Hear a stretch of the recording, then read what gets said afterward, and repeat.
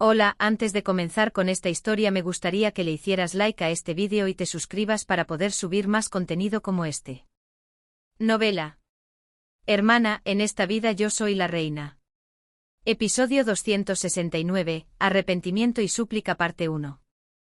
El cardenal de Mare examinó al duque César de arriba a abajo con sus fríos ojos verdes. ¿Qué haces aquí ahora? El portero corrió apresuradamente hacia el carruaje y le explicó la situación al cardenal en voz baja. Tanto el duque como el portero pensaron que el otro, y no ellos, sería reprendido por sus propias razones e interpretaciones, pero el cardenal, que escuchó toda la explicación, solo dijo un breve mmm. César esperó ansiosamente las siguientes palabras del cardenal de Mare. O tal vez su siguiente acción. Un caballero que ha dado un puñetazo no podría dar dos. ¿Tendría que recibir otro golpe esta vez? ¿No sería demasiado dos veces? Mientras pensaba esto, la voz del cardenal de Mare llamó la atención de César. «Sígueme». Él respondió estúpidamente. «Sí. Te dije que me siguieras». El carruaje del cardenal de Mare se dirigió hacia el interior sin más explicaciones. César siguió apresuradamente el carruaje plateado del cardenal hacia los terrenos de la mansión de Mare. Al llegar a la entrada de la mansión, el cardenal bajó del carruaje con la ayuda del cochero que le sostenía el paraguas, y César bajó de su caballo empapado. El cardenal de Mare, de pie bajo el alero de la entrada, se dirigió a César. Su Excelencia el duque Pisano. Había mostrado respeto usando el cortés título honorífico que debía usarse en la corte. César, sorprendido, también le devolvió el saludo e inclinó la cabeza. Su Eminencia el cardenal. Chirrido. El cardenal, que solo había dicho eso, empujó la puerta principal para abrirla. El cardenal entró. César también siguió apresuradamente a su futuro suegro, o al hombre que lo agrediría en un futuro cercano. El cardenal caminó en silencio junto a César por el pasillo del primer piso por un momento. A César le resultaba difícil soportar este silencio. Justo antes de que saltara como un resorte arrugado, el cardenal, que había subido un escalón al comienzo de la escalera, abrió la boca. Parece que ya hemos mostrado todas las formalidades, así que ahora hablaré con franqueza. César no pudo negarse. Claro. Haga lo que le parezca. El cardenal no le ofreció ni una palabra de humildad al respecto, y miró a César con sus fríos ojos verdes.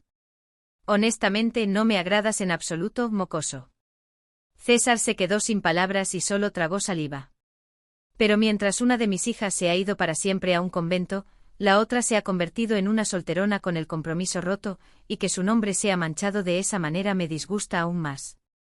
César mantuvo la boca cerrada y solo asintió con la cabeza.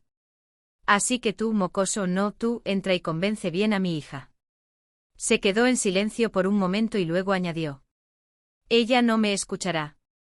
Ten éxito rápido y lárgate. El cardenal de Mare, dejando solo esas palabras, se dio la vuelta bruscamente y subió las escaleras solo. César, solo frente a la escalera empinada como un acantilado, tragó saliva. Siempre había subido esas escaleras con ligereza, pero ahora parecían un enorme tribunal. Respiró hondo y con valentía, subió con cuidado, paso a paso, hacia arriba. Hacia ella, que estaba en la cima de la escalera. Toc, toc.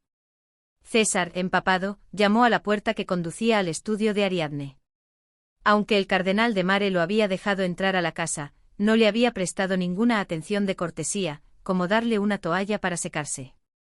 Una vez dentro de la casa, llegar hasta aquí fue fácil. La criada pelirroja que actuaba como guardiana no se veía, y las demás criadas, al ver a César, se dispersaron sorprendidas como si hubieran visto un fantasma. Pero el último obstáculo era el problema. La puerta de roble que conducía al estudio de Ariadne no se movía. Toc, toc, toc. Un segundo golpe con manos temblorosas tampoco obtuvo respuesta. ¿Ari entró? Lentamente empujó la enorme puerta de roble. La pesada puerta chirrió al estrechar su ángulo. Chirrido. Ariadne, que estaba enterrada en una pila de documentos y no había oído los golpes, se sorprendió un poco al ver al intruso en la habitación. El invitado no invitado con sus botas goteando, pisó su alfombra verde y sacudió su cabello castaño rojizo como un gato callejero que acaba de entrar bajo el alero. ¿Qué haces aquí? Su voz salió automáticamente afilada. No era solo por la alfombra. Seguramente le había rogado que no entrara en la mansión. César sonrió amargamente a su prometida, que parecía a punto de llamar a la seguridad, y respondió. Tu padre me dejó entrar. La expresión de Ariadne se agrió aún más.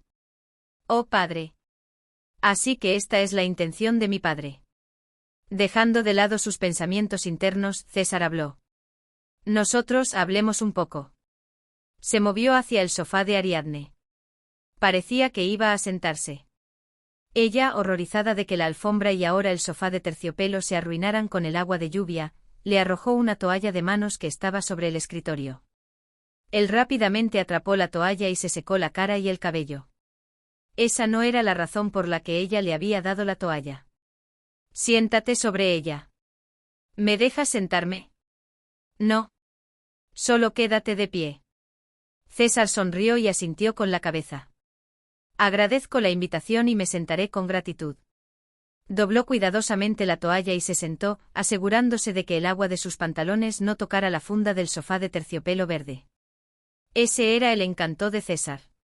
A veces hay momentos en los que uno escucha lo que dice. Y cada vez, como un fantasma, añadía consideraciones delicadas. Como si supiera lo que ella quería. Como si prometiera que en el futuro solo habría un camino de seda. Ariadne negó con la cabeza. Eran pensamientos inútiles. Ella se sentó frente a César. Su postura y expresión eran algo torcidas.